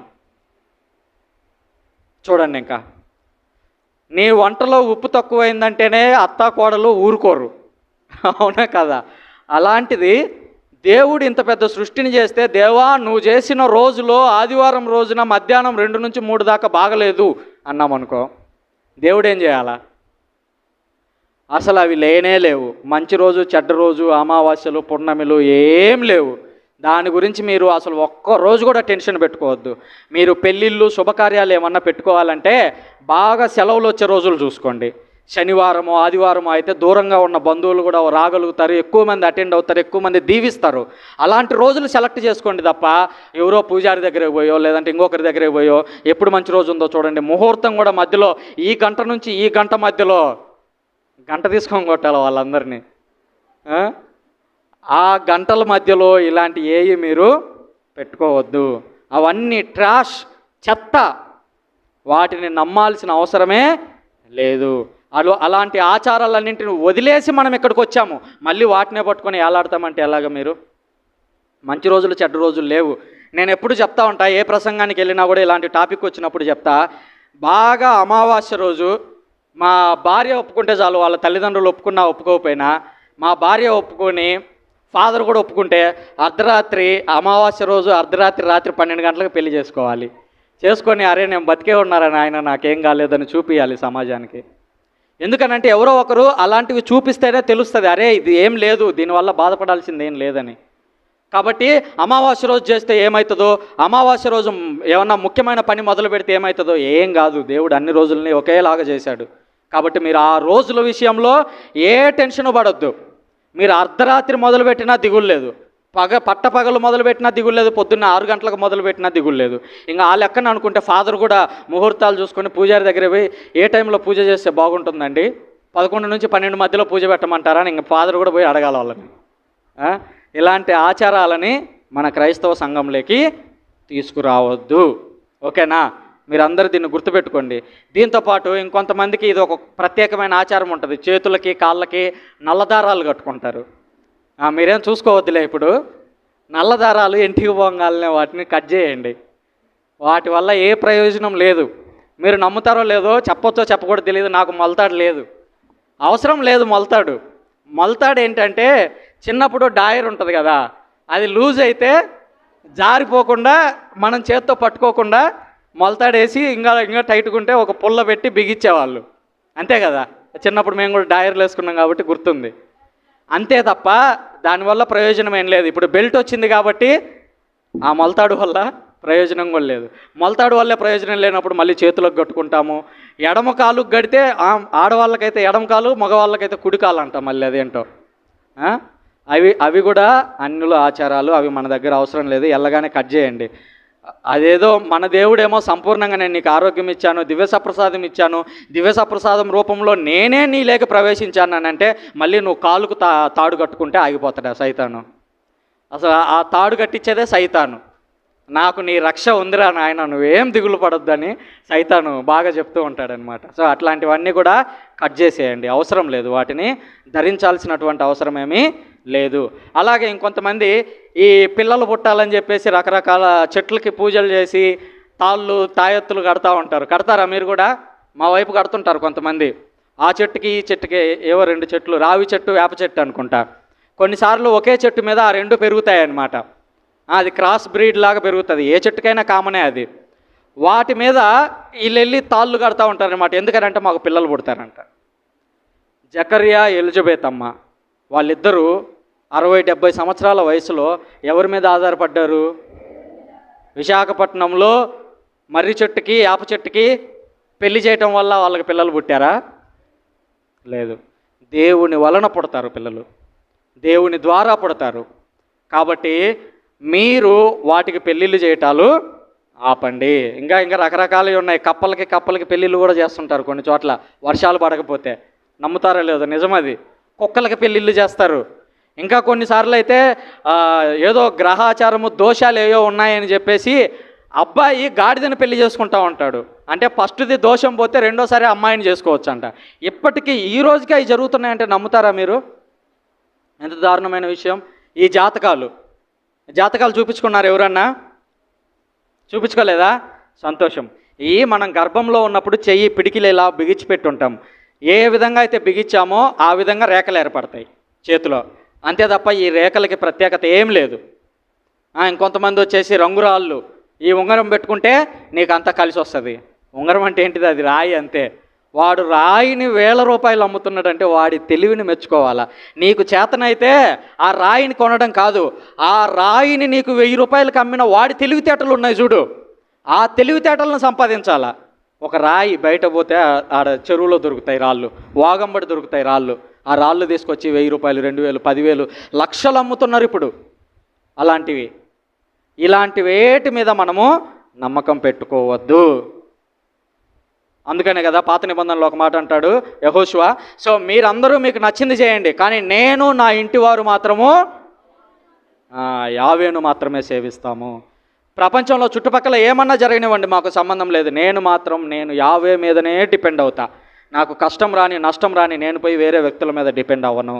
ఓన్లీ దేవుని మీద మాత్రమే ఆధారపడతాను. మళ్ళీ కానాపల్లె పెండ్లికి వస్తే, కానాపల్లె పెండ్లిలో మరియ తల్లి పెండ్లిలోకి వెళ్ళిపోయి అక్కడ లోటు ఏముందా అని చూసింది.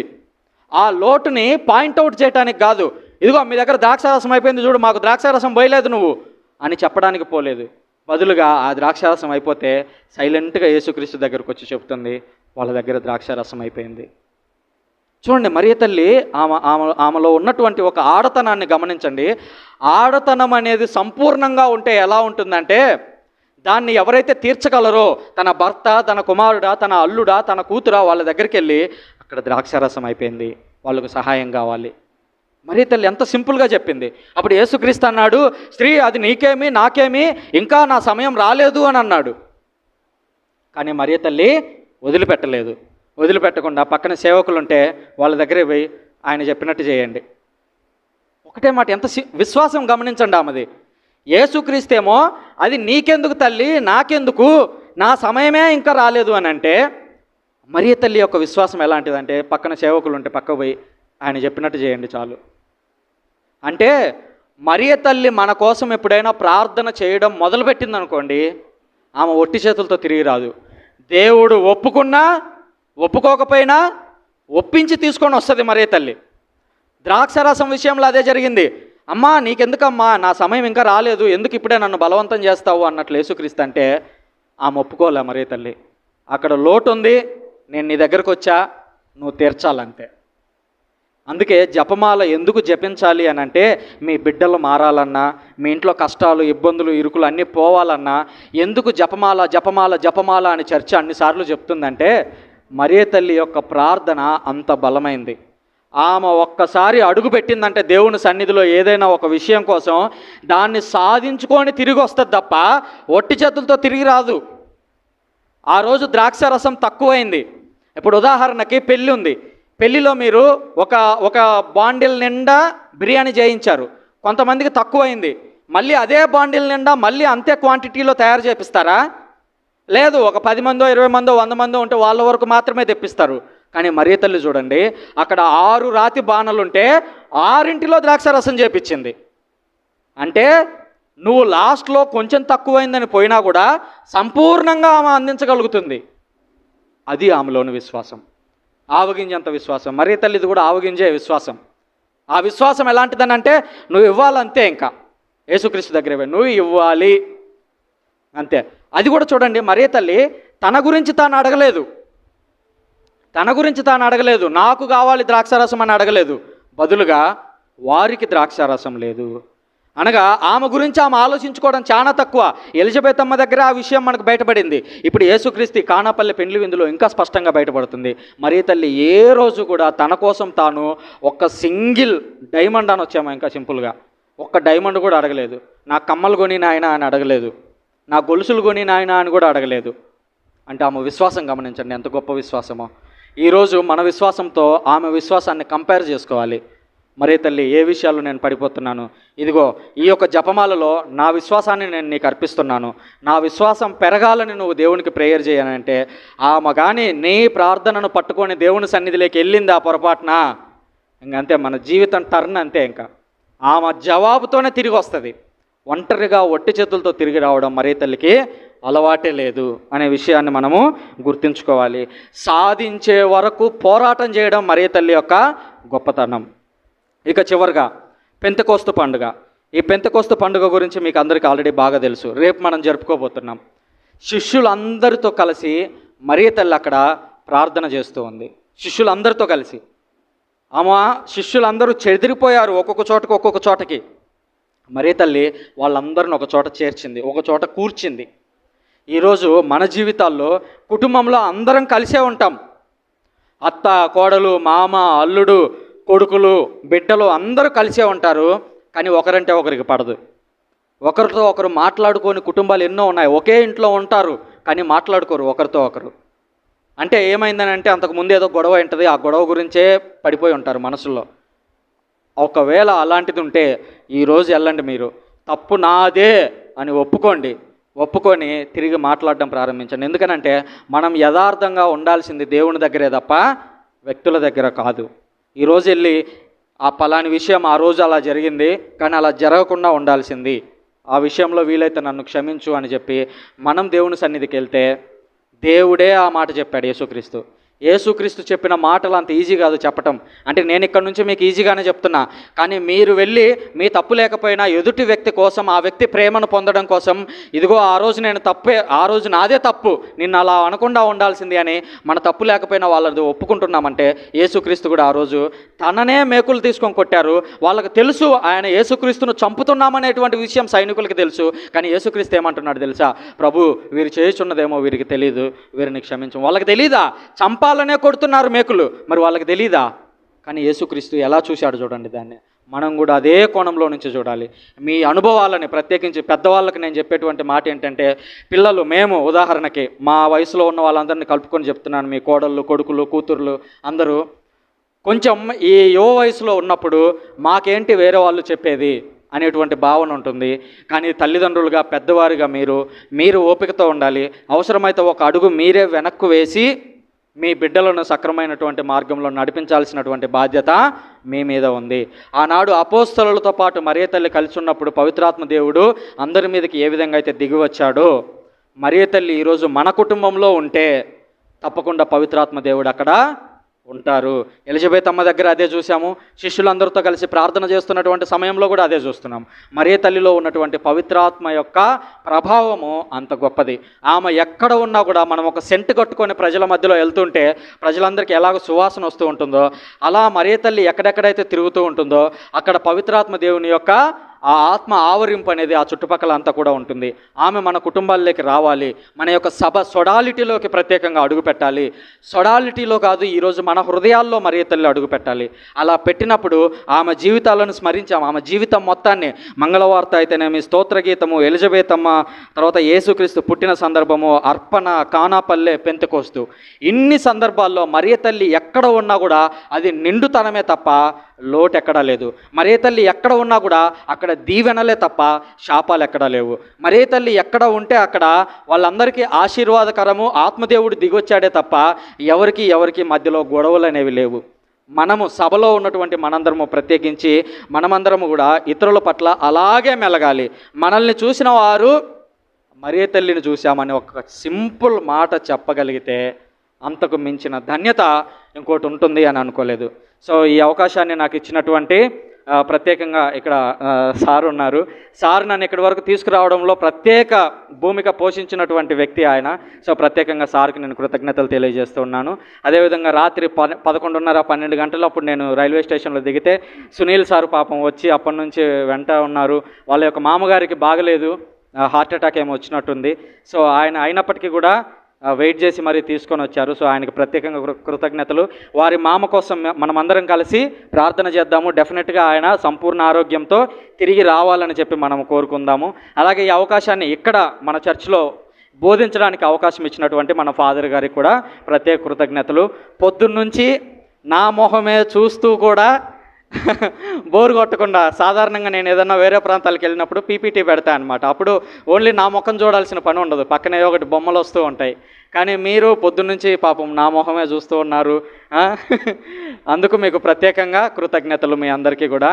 సో మీ జ్ఞానాపురం గురించి 2 తెలుగు రాష్ట్రాల వ్యాప్తంగా తెలుసు, అయినా మీ మీద ఒక నేరారోపణ ఉంది. మీరు ఇతర విశ్వాసాన్ని మీలేకి అంగీకరించారు. దీన్ని మీరు శుద్ధి చేసుకోవాల్సి ఉంది. ఈ శుద్ధికి ప్రాయశ్చిత్తం ఏంటంటే మీ బిడ్డలు ఇక్కడి నుంచి పెరగాలి, మన కుటుంబాలు పెరగాలి, మన నుంచి వెళ్ళేటువంటి గురువులు కన్యాస్త్రీలు పెరగాలి. ఈ నేరారోపణ నాకు తెలియదు, అసలు ఈ టాపికే నేను అనుకోలేదు, నిజంగా చెప్తున్నా, ఈ టాపిక్ నేను అనుకోలేదు. పొద్దున మనసులోకి వచ్చింది ఆ మాట, ఈ పరిస్థితులన్నీ చూసిన తర్వాత చుట్టూ. సో కాబట్టి అది మీ మీదకి తీసుకొని వస్తున్న నేరారోపణ దేవుని తరపున. దాన్ని మీరు అంగీకరించి ఎఫెసు సంఘంలాగా తృణీకరించకుండా దాన్ని అంగీకరించి శుద్ధి చేసుకుంటారు అనేటువంటి భావనతో మీ ముందు పెడుతున్నా. సో మీ అందరికీ కూడా ప్రత్యేకంగా కృతజ్ఞతలు. Thank you very much.